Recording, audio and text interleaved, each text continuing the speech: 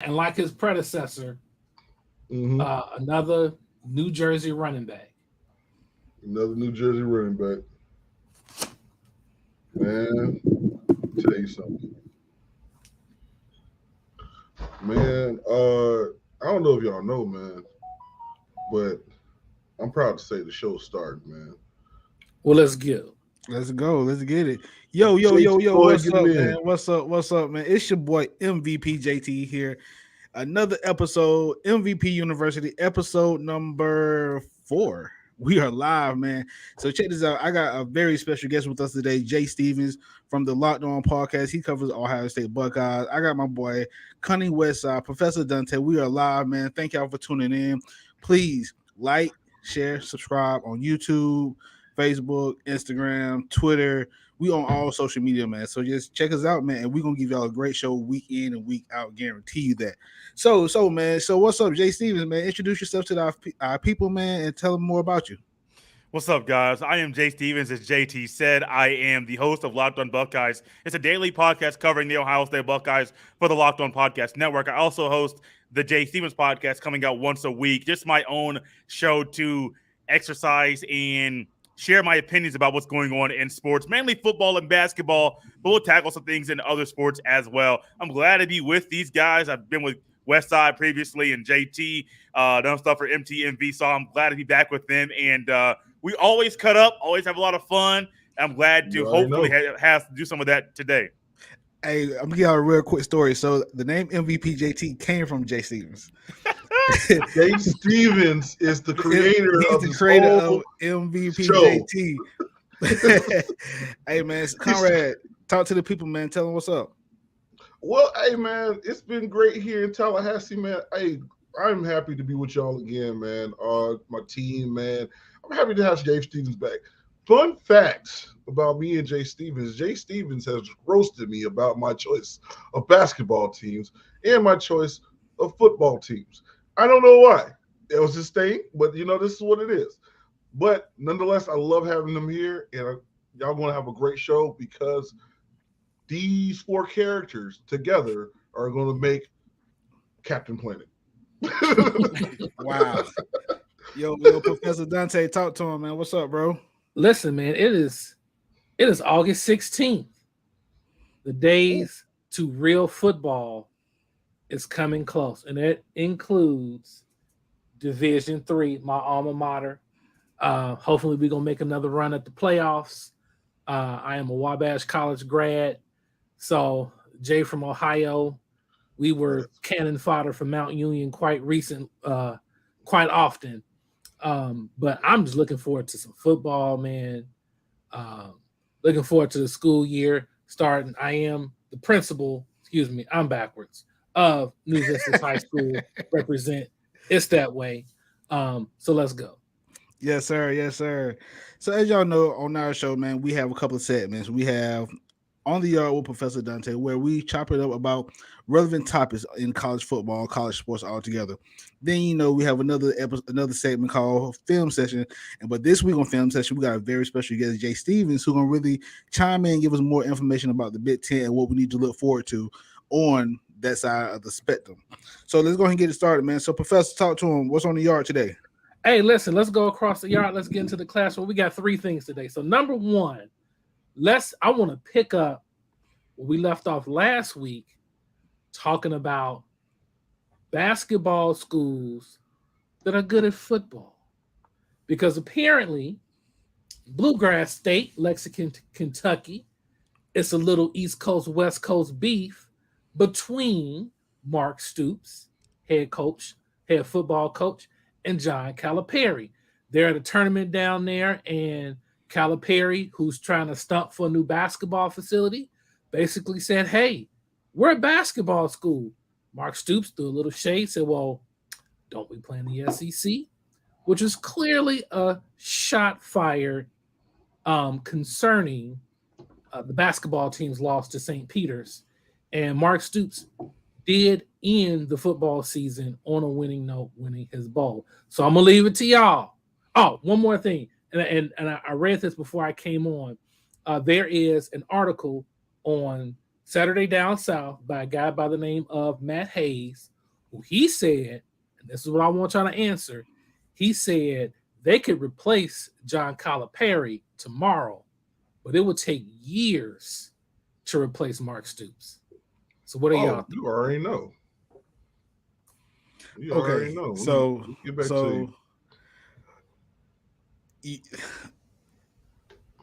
Basketball. Don't hurt your brain trying. No, to I'm trying to think. A basketball school. This is a whole thing. No, I'm trying to think. Thing. But I'm saying a basketball school that's relevant in football. North Carolina is getting there. No. Yes. Bro, North Carolina is getting there, bro. The only school Matt Brown, bro. school Matt Brown has question. Bro, the only school that's close to this question is Michigan. That's no, sir. School that's close to this question. No, sir. What?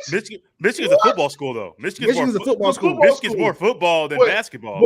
But think about when the Fab Five and all of them came through. Now that was years ago. Michigan. Bro, I mean, it's still relevant. What are you talking about? And Michigan's been in the Final Four recently. Yeah. My question is about Kentucky. My question is: John Calipari really that easily? Is he more replaceable than Mark Stoops? Yes. Mark Stoops is giving you something that a lot of teams are not given nowadays. A consistent team, consistent defense, somewhat like he's making the Kentucky Blue defense look good, bro. Everybody wasn't talking about the Hilltops in Kentucky. No one was talking about the Blue Hilltops. But you know what? When he got there, he got them guys thinking like, you know what? We can really win this. We can really go in the SEC East and put up numbers. We can do whatever we want here. The thing with Kentucky basketball is they always have an elite coach. I mean, you think about the coaches that they've had over decades. They always find a way to have an elite coach. And if Calipari leaves today, they'll find another elite coach to come in and take him. With Mark Stoops, he's building something in Kentucky that they're not known for. I wouldn't say it would take years and years and years to rebuild what he is doing there in Kentucky. I wouldn't go that far. He started in 2014. He took the job. Took the job in 2014. He's been working on something. So we might be a class away right now from him dominating the SEC East. Let's not say Kentucky dominating football. Look, he's I have not. I'm being kind of calm now. You said I made some fun of you for a while ago. I've been trying to be kind of calm. Kentucky ain't gonna dominate nothing in the SEC division conference. Nothing. Yeah. No. There we go. No, yeah, not as long as Kirby Smart's at Georgia. No. But what I will say, I think if you look across the spectrum of college football, I would argue Kentucky is a top 2 or 3 developmental program in the country. Like how he recruits. So you calling him a JUCO? No, I'm not at all. But hey, look, go to 24/7. Go to 24. See, he trying to mess with me, and I ain't gonna let him mess with me. Not yet. Not until 72. Not today. Look, you go to 24/7. You see the recruiting rankings. They're not getting 4 and 5 stars at Kentucky. But and I tell a story about Josh Allen all the time. Josh Allen, I think, was a 2-star guy out of Jersey. I think he had 1 star, bro. Found him at 6'5", 225, burning cats at track. They didn't even discover him playing football. And man, became a top 10 draft pick. That's what Stoops does. But so let me ask you the question. Okay, so yes, Kentucky do not get the 5 stars, the 4 stars. They get average football players. Okay. So it takes a above average coach to turn them to great players, right? So let's just say hypothetically, Mark Stoops decide to leave. Right now, just with all of our college minds, who would be a good replacement for that job? Dave Clawson. Dave Clawson, Wake Forest. Because and here's why. Because the philosophy is similar. Listen, Conrad, because you're gonna learn something right now. The philosophy is similar, and unlike Wake Forest, guys won't transfer when they're redshirt juniors and redshirt seniors at Kentucky. They'll stay. Mm-hmm. So he could really get old and stay old at Kentucky. Jay Right. Stevens, if you had to replace Mark Stoops today, I don't have a name that comes in mind. I will say that with Kentucky football, a lot of guys will go there and stay. Unless they are going to go into a higher program or they're able to get and capitalize on name, image, or likeness to get some deals there. A lot of guys that go to Kentucky will end up staying. And also, Kentucky is a place where you can get a guy like a Wan'Dale Robinson who leaves Nebraska, goes there and balls out, and really makes a name for himself, a bigger name than he did or that he would have at Nebraska, because Scott Frost really hasn't proven to me that he is that guy. So you may get guys that will stay, but you can also get some really talented guys to transfer in, either grad transfer or guys that have 2 or 3 years of eligibility left. And so I don't know of a name, but I do know that if I'm a coach that say I'm not going to be at a top tier program, I'm not going to be at a bottom feeder program, I could be at a program like at Kentucky where you can win 7, 8 games, 9 games a year and keep your job and really have that job security. That's a spot I would look at.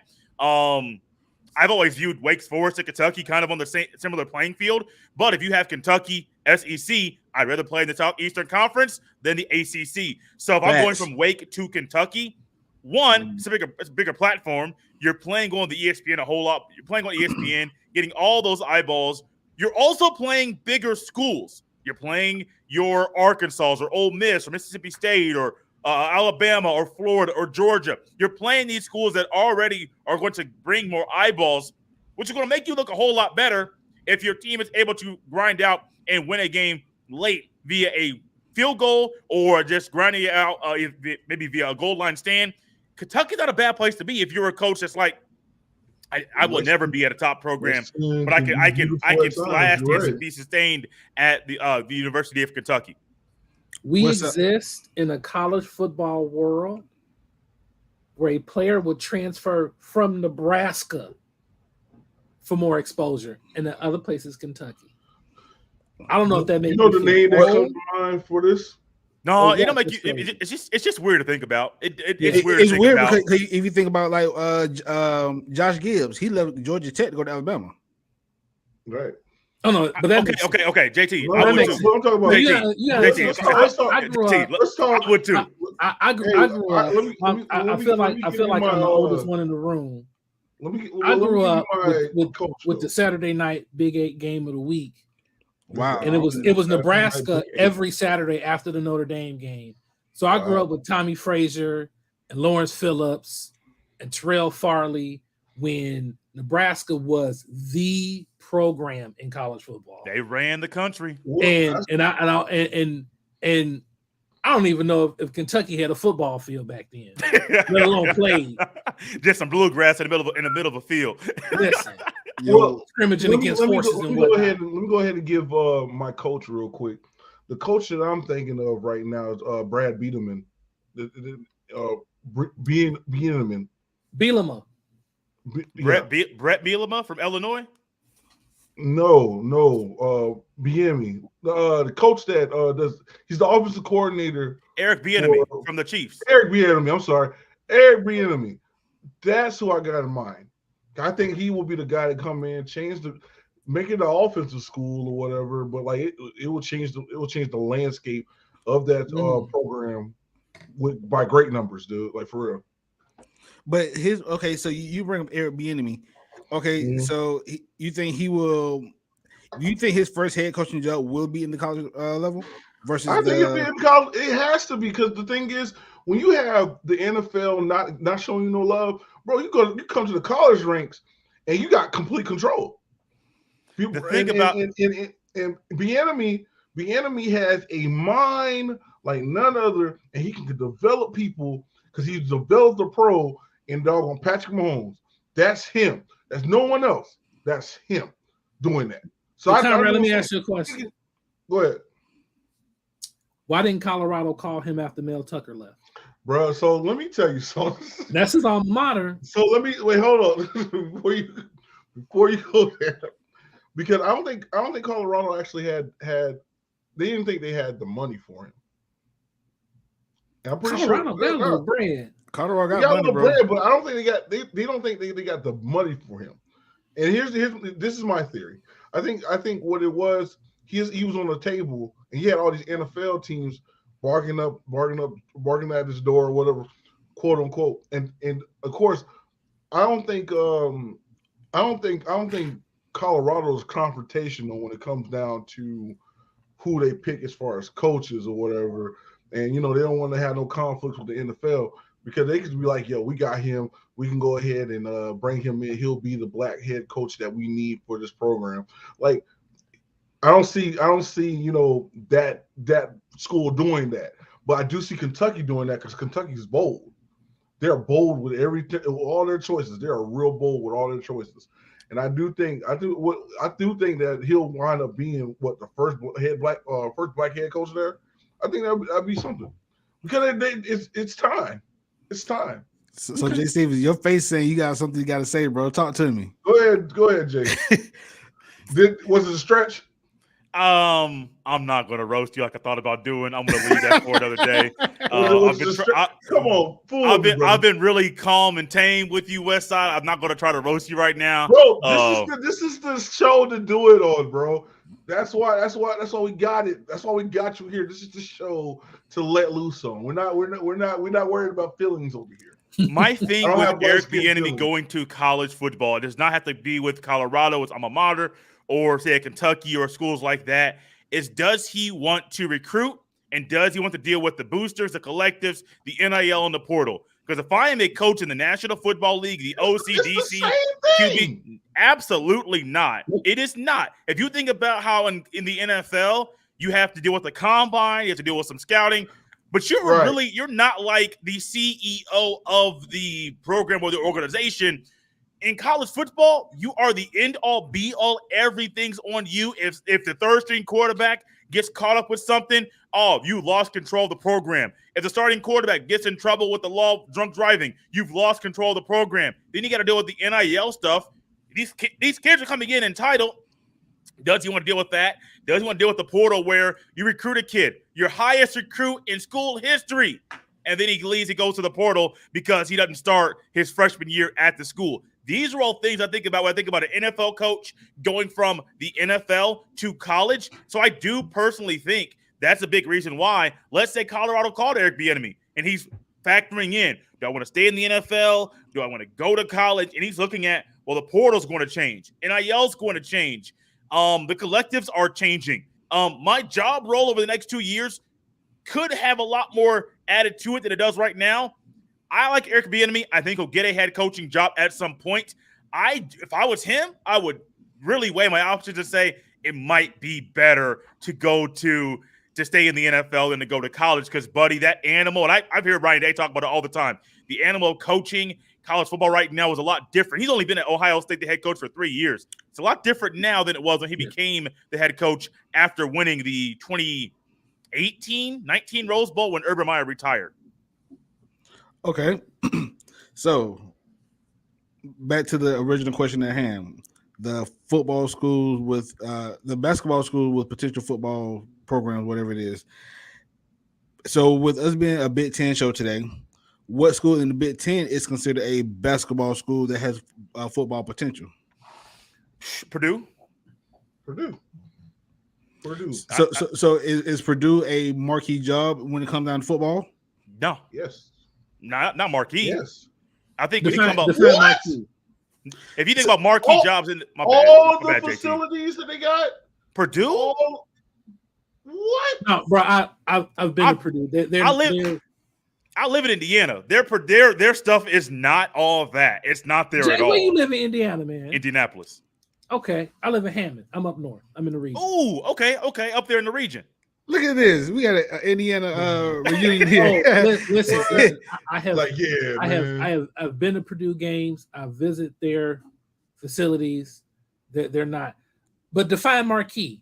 So we're talking about money. So when I say marquee, like a potential head coaching job that will you get to the school, make a name for yourself with 2 or 3 winning seasons, and now you offer to a bigger school. Could Purdue be that spot to where, okay, I can do a lot at Purdue. What are you talking about? I would say I think, especially when this new TV deal comes through, Uh-huh. I think Purdue can be one of those jobs where you'll say, I could move to a bigger school, but Hey, Jay Stevens, getting all the love in the comments. I know. Bro. Hey man, the people love me, man. What can I say? You know, I think Purdue will be. I think Purdue will be better than like the 5th best job in the ACC.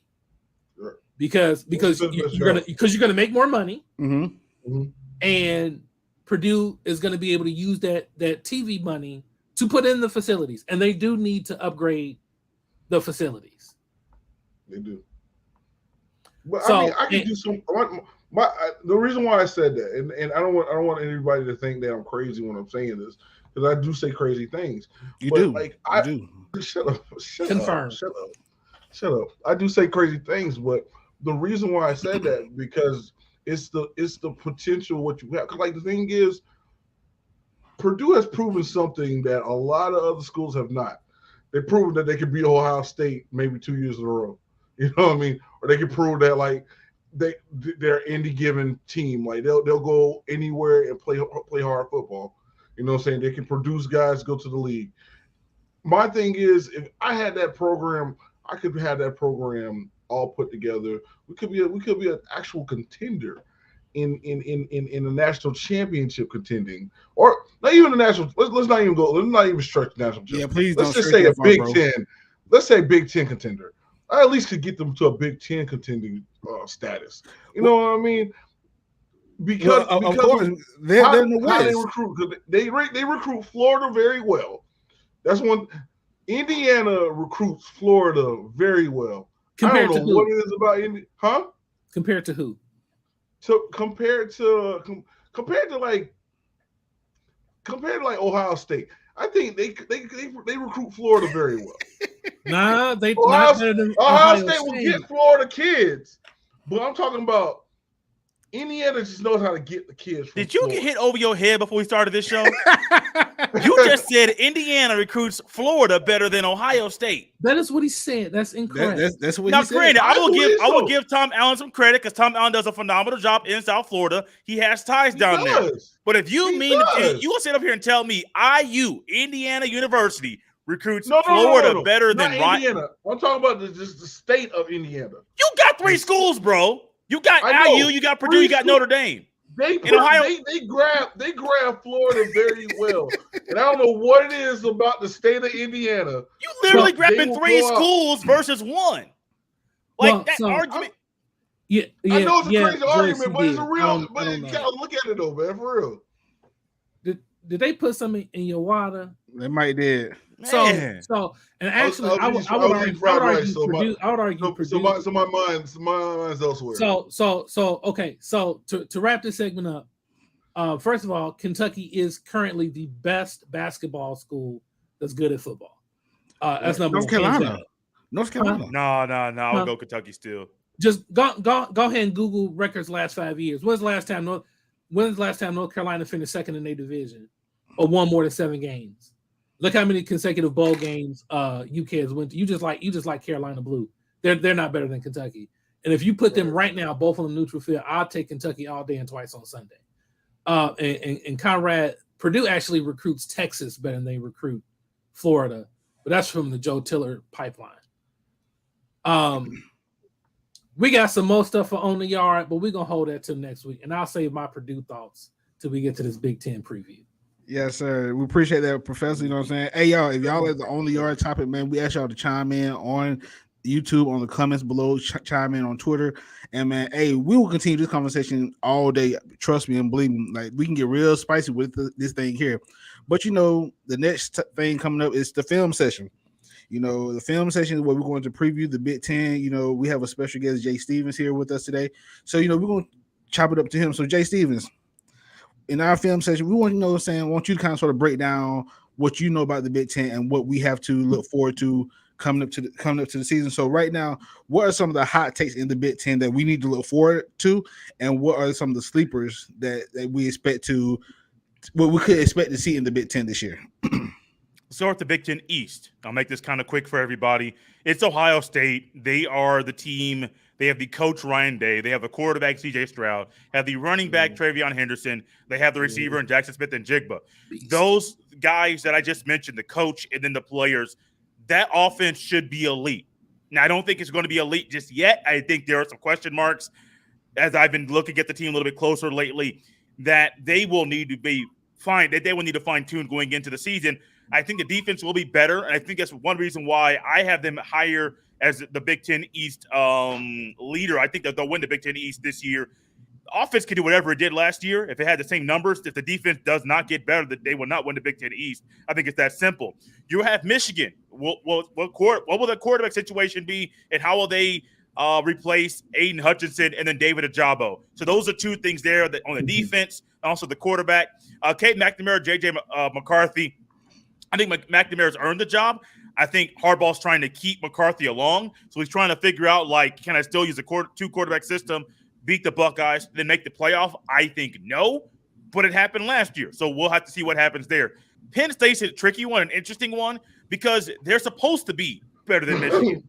But they still want to rely on a quarterback that showed them he cannot win the big game. He cannot be the guy to win the division. He cannot lead them to the Big Ten championship game. So what is James Franklin going to do with Sean Clifford? Is he going to ride that arm? I mean, it sounds like it. I don't trust it, but that's where we are. Going to the Big Ten West, I already mentioned Purdue, and I think that Purdue is going to be one of those teams. How do they fill the shoes of George Karlaftis, David Bell, Milton Wright? They have Aiden O'Connell, who some say he can possibly win the Heisman Trophy. He is that good. Then you got a school like Wisconsin. You have Nebraska, which people trying to believe in. I say, Scott Frost, show me something. You showed me nothing so far, so I still don't think you're going to be the top of the Big Ten West. Don't sleep on Minnesota. I think someone here said Minnesota. Don't sleep on Minnesota at all. PJ Fleck has done a phenomenal job of getting these players to buy in instantly. And every year at Big Ten Media Days, he wins me over. If there's one coach that I could say at the end of the day I want to play for after listening to him speak for 15 minutes, if that was the only time I heard him speak, PJ Fleck is towards the top of my list. His enthusiasm, his energy, it's contagious. And, man, he is just that guy that if he was coming to my living room with my mom and my dad and he was trying to recruit me, my mom might say, hey, I know it's cold in Minnesota, but that guy, he has something going for him. Go play for him up there. No, that was a lot in a short amount of time. I like the Big Ten West teams. Iowa, sorry, I don't want to believe Spencer Petras once again. You don't think? Whoa, really? We're talking about quarterbacks now. If you need a quarterback to win that division, which I think you do, y'all have to understand it's not when you look at the West of anything in the West come from the Big Ten. Dog, you gotta understand this is not quarterback play. This is straight running back and game managers. Running backs, game managers. Running backs, game managers.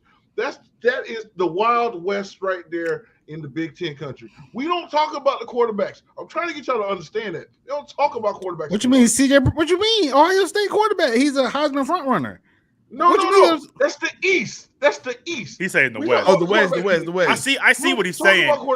Yeah, because it worked for them last. It worked for Iowa last year. It was their defense was amazing. I just don't think they're going to be able to have that same success this year. I personally, I'm gonna jump in, and I agree with Jay. The problem with Iowa, their defense was outstanding, but the turnover rate that's not sustainable. No, go to IU the year they won 9 games. When they made that run, that type of play, getting. Well, I mean, like you're talking about getting 1 big turnover, 2 big turnovers, pick 6, score. That is not a sustainable model. No, it's not. And as long as Kirk Ferentz and people in Iowa City already don't like me because I thought he should have got fired 2 years ago when Chris Doyle got his contract bought out. Man, I wrote about that, man. And I'm gonna tell you, folks, that Iowa City was coming for my dome piece for real. But as long as he continues to employ his son as the offensive coordinator, their offense is always going to stink. I mean, they had a really good running back that they basically wasted, and he's going to be better in the NFL than he was in college. They They just had a wide receiver transfer to Purdue because he's not going to get the ball thrown because Spencer Petras can't throw. But I do, and I agree. I actually agree with Conrad. It has usually been about is the Big Ten West is more traditional, old school Big Ten, kind of the Big Ten I grew up with, 3 yards in a cloud of dust. But I think this season you're going to need to have effective quarterback play if you're going to win that division. My issue with Graham Mertz is he's the type of quarterback that can lose you games. That's it. Yeah. Like Jack Cohn, who started for Wisconsin. Jack Cohn might not have been able to win you many games, but he wasn't going to lose you games. Graham Mertz will lose you some games. I got 3 questions for Jay about Ohio State. Real quick. I'm just jumping in. How big of a value add is Jim Knowles as defensive coordinator? Oh, that's a good question. A huge add, but I don't think he's the piece. I don't think adding Jim Knowles alone will make the defense better. I personally think adding Jim Knowles and getting a different mindset, getting somebody that has a little bit of a different flavor to the defense is huge for the Buckeyes this year. We saw what they did last year, and it was kind of just like this was not Ohio State football. The physicality was not there. The level of play was not there. The linebacker play was not there. So I think it's huge. And I say that first part on purpose because I've heard people say, well, he is Jim Knowles' defense. I've heard Ohio State people that cover the sport, cover the team there in Columbus. Jim Knowles alone is going to get us to the championship game. He's going to get us to the playoff. The coach ain't playing the football. Like, if all it took was a coach to win, Phil Jackson would have more rings. Pat Riley would have more rings. Bill Belichick would have more rings. Nick Saban would have more. Like, if all it took was a coach, like, these guys would be having 12, 13, 14 rings of their own. They don't have that. So Jim Knowles, it is a big add, a huge add. But it's not the end-all, be-all about how the team will play on the field. So, because really, they kind of were in free fall after Hafley left and went to Boston College. So, as well as Ohio State recruits, do you think part of the issue is they have not recruited as well defensively as they have offensively? Because, I mean, I don't think there's an argument. I think Ohio State has the best receiver room in the country. Hands down. One of the top 2 or 3 quarterbacks in the country. Bro, they have I think that's running back out of this world. I'm a Travion Henderson fan. Yeah. And no one talks about the O-line. They probably got a top 2 or 3 O-line in the country. But you don't see that. Right. But you don't see the star power on the defense. I don't know if it's all recruiting. I think it's a combination of recruiting and development. Because I was talking to my guy, Jeff Hunt, with the Off the Ball Network. Him and I do some shows quite a bit on Locked on Buckeyes. He's a frequent guest. And him and I have been on the same page with saying the Ohio State recruiting, they haven't recruited at the same rate at certain positions. But you got to think in 2019, you have Damon Arnett, who unfortunately got in trouble again with the law. You had Jeff Okuda. You had, I think, Jordan Fuller on that squad. You had Sean Wade playing against proper position. And the DBs were phenomenal during that year. But linebacker play has been down. And outside of Chase Young, there has been no like elite first-round talent at defensive line, D tackle, or D end at Ohio State. So I don't think it's just all the recruiting. I think it's recruiting coupled with the development of the players. If you think about Ohio State's linebackers under Ryan Day alone, has he developed any linebackers? Baron Browning, Pete Werner, they're good. They weren't elite, but they were good at their job. But he hasn't really had the Ryan Shazier or even like a Jerome Baker. Like, you haven't had those guys at Ohio State at all. And so Raekwon McMillan for another one. And so there's a level of toughness that's not just been on the defense that's been lacking. It's been the entire team. But yeah, the toughness hasn't been there. The development hasn't been there. The recruiting hasn't been there. I think it's part of the reason why, if you look at Buckeye recruiting, there's a lack of linebackers in that unit because if I'm a 4 or 5 star recruit and linebacker, and Ohio State hasn't showed me much of what I want to see over the past few years, why would I commit to Ohio State right now in the middle of August when I want to wait and see what they do week 2, week 3, week 4, week 5, weeks 1 through 8 in the season before saying, that's the school for me because Jim Knowles is creating something and those linebackers are flying around and hitting. So I wouldn't say it's just the recruiting. Let me ask you a question. I think it's more than just that. Let me ask JT a question real quick, because JT, I wanted to know, because I feel like you have a school of mine. I think Michigan State. What's your thoughts on this team? Because I know that you like your boy over there, so I just want to know.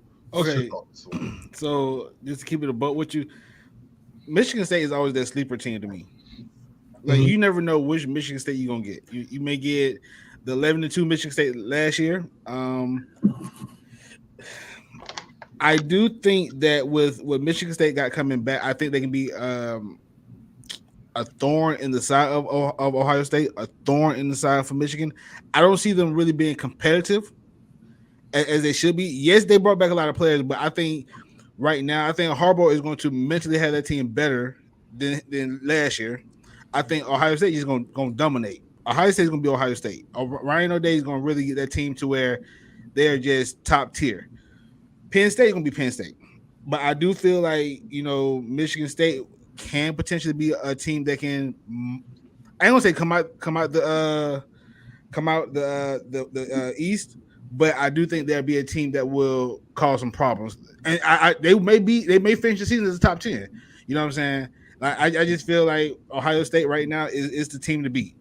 Michigan, even though they won the Big Ten last year, but they're not the team to beat. Ohio State is the team to beat. They came in preseason number 2. You know what I'm saying? So realistically, Ohio State got that target on their back. But my thing is, how will Ohio State handle Notre Dame? Would that game be closer than what people are expecting that to be? Do you think it's going to be a blowout?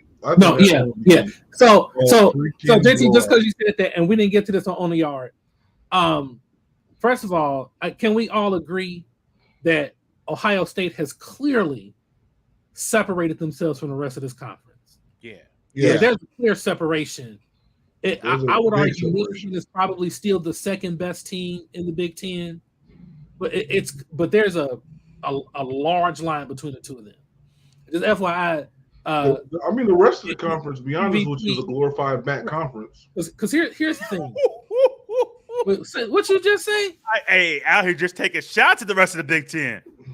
I just said it's a glorified MAC conference. That's all it is.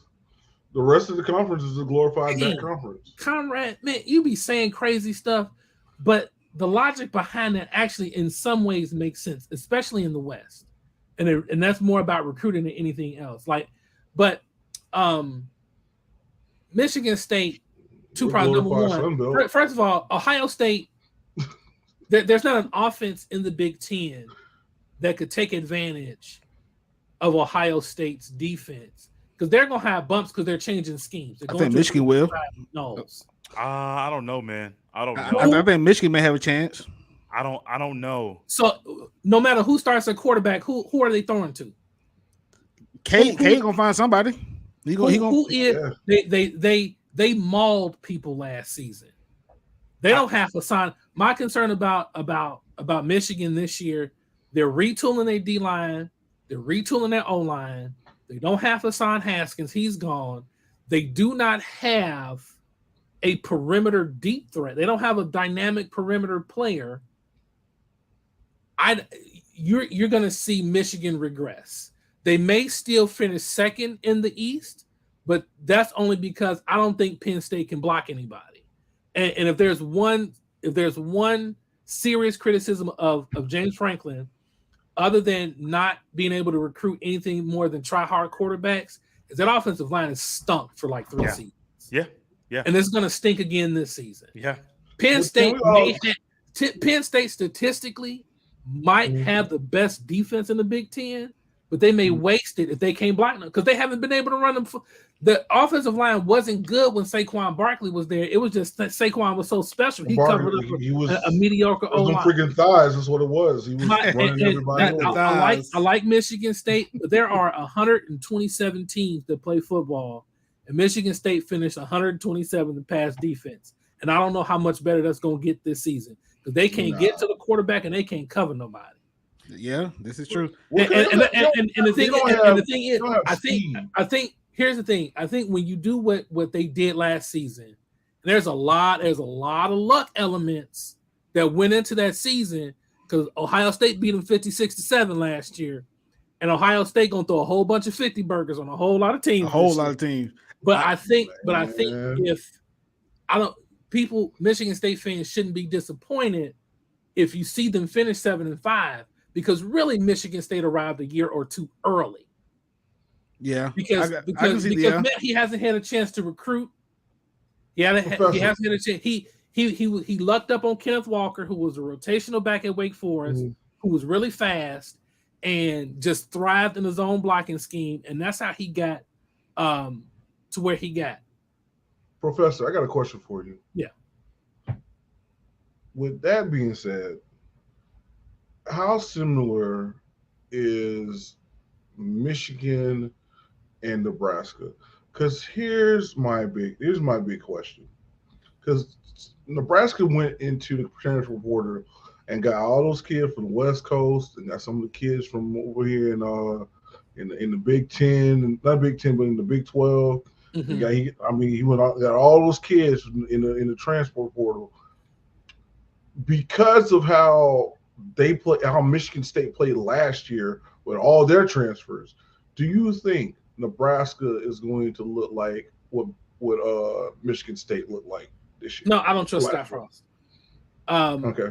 I think the issue with Nebraska is traditionally their identity was hard football, and I don't think you can.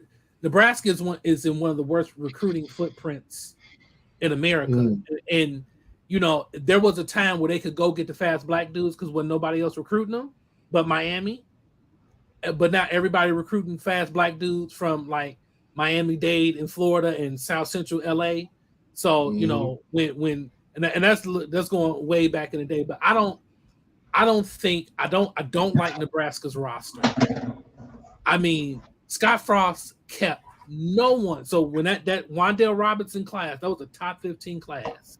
Mm-hmm. Every major contributor from that class transferred. Like no one's left from that class.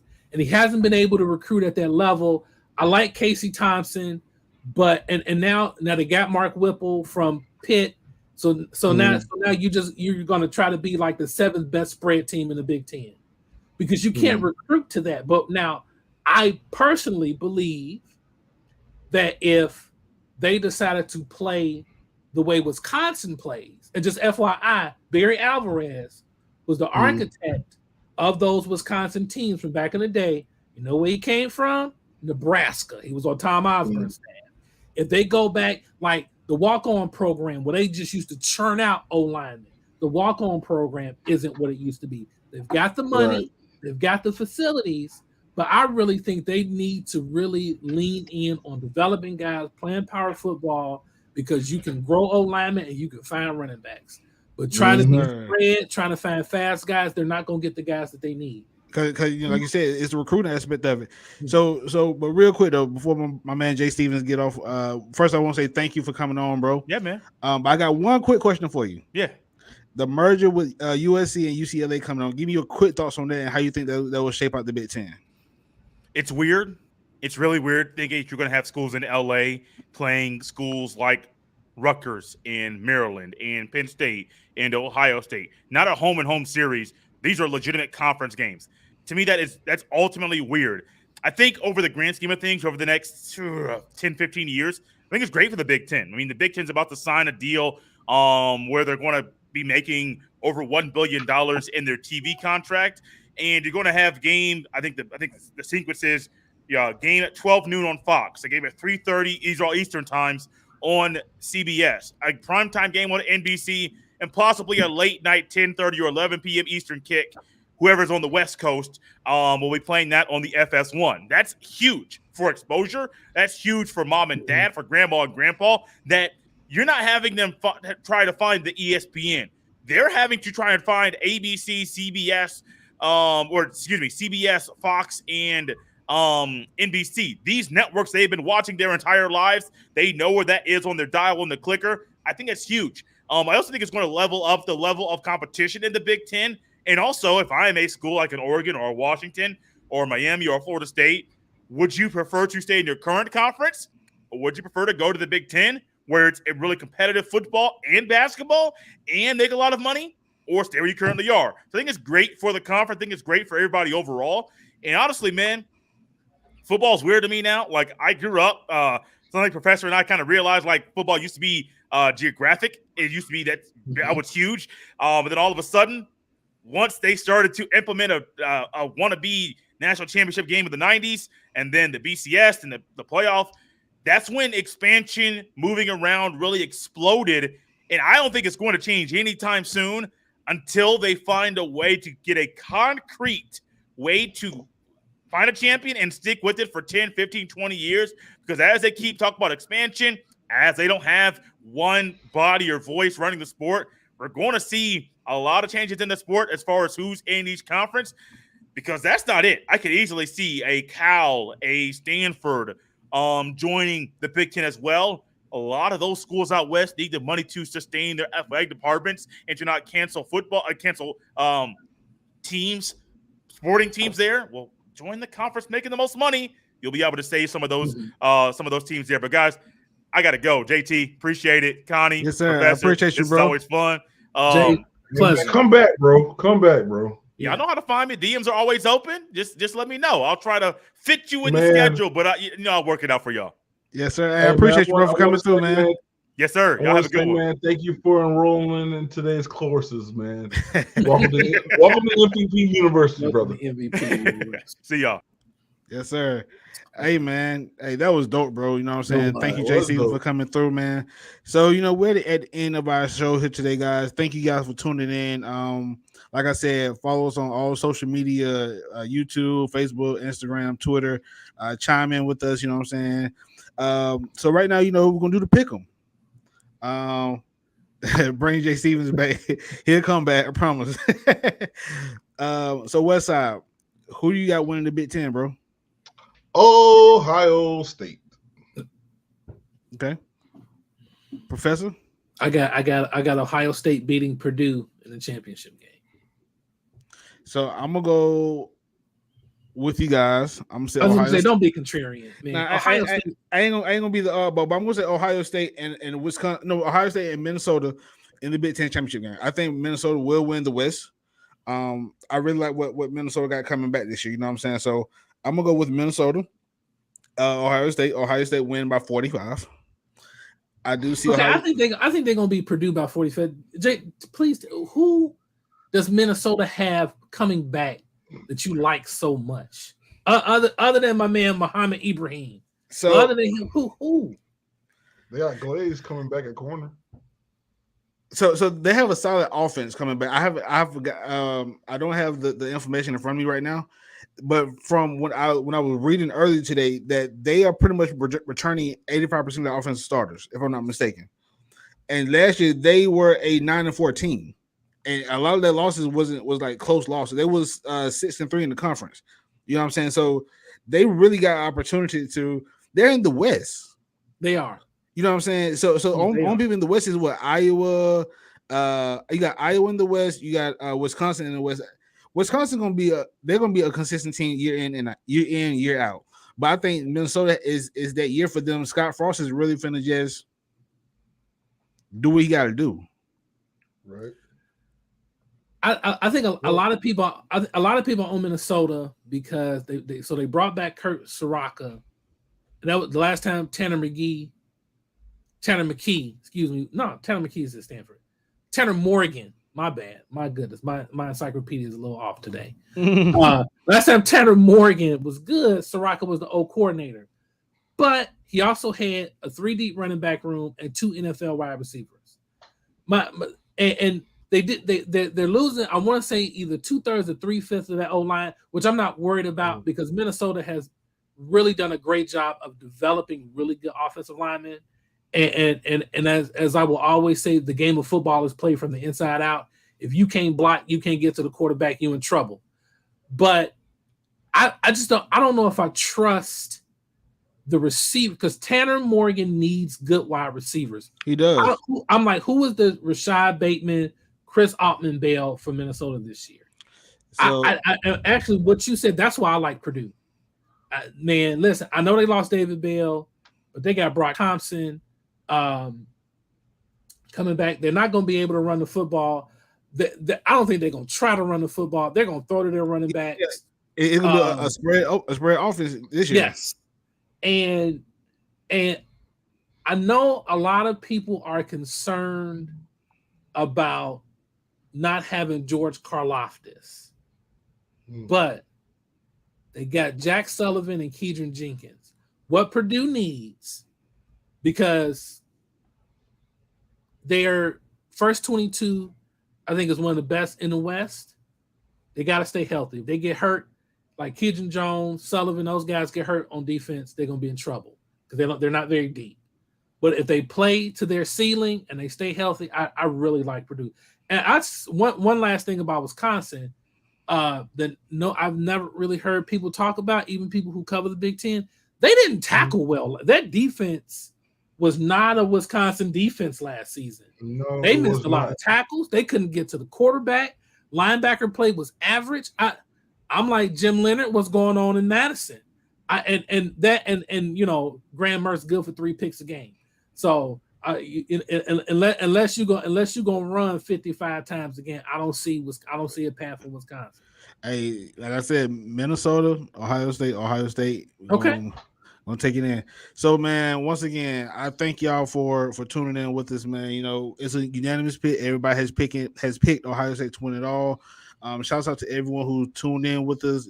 Shouts out to the whole team, man. My boy Westside, Professor Pryor. You know what I'm saying? We do this for y'all, man. You know what I'm saying? We love college sports, but at the end of the day, y'all are our people. So thank y'all for another session of MVP University. The school checks will be dropping in a couple of days.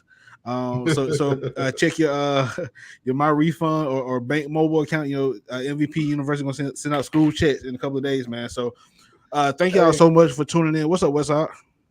One announcement. Hey, if you are in the Tallahassee area, I got a treat for you. And if you are in the Atlanta area or in the what's the area you in, Professor? Indiana, bro. Indiana. Northwest Indiana. If you're in the Northwest Indiana area, I got a big treat for y'all. Man, we are guys that like to be in the field, especially me here in Tallahassee, man. So, look, man, if you are a young guy trying to get yourself out there, don't worry, we got you. We're going to come to your schools, and we're going to have some, like, you won't have somebody out there recording you or whatever. I am going to be out here recording, and not only that, I'm just going to be recording. I will be giving out MVP letters to the most valuable player of the game. So be tuned for that, because that's going to be coming in the coming weeks. We're going to hopefully push that for playoffs for the other areas. But starting next week with Florida, we will be going out there. We're going to be having the MVP JT or MVP University film sessions with regular kids out there that's trying to go to university. Man, I'm excited to launch that, man. Also, Professor, I got to ask you one question before we leave. Question. Who is the Big Ten's footsteps? Foot mat. As the Big Ten's doormat, yeah. I was saying in the East, because somebody got to take the L's, man. I think in the East it's gonna be it may be Indiana this year. Mm-hmm. I want to say Rutgers, but it's gonna be between Indiana and Rutgers. And unfortunately, out west, I think it's going to once again either be Nebraska again or Illinois. Although I think Illinois is going to be a lot better this year. I mean, they finished 5-7 last year. They may find that 6th win and get to the postseason. Okay. All right, JT, get us out of here, brother. Yo, thank y'all once again. Class is out of session. Meet me in the student union. We out. I'll be in the quad. I don't know. I'll be in the quad. I'm being a library. Well, I mean, the quad is where everybody's going to be at, man. I thought I'm in the union, bro. I'm in the union, bro. I'm going to eat good. I told everybody where I was going to be. I told everybody I was going to be in the quad. So maybe I'll go to the quad. I don't know what y'all talking about. I'm in the union. I'm in the student union, bro. The student center, bro. Come meet me there. Man, shoot. They got a whole entire step show in the quad, so I'm going there.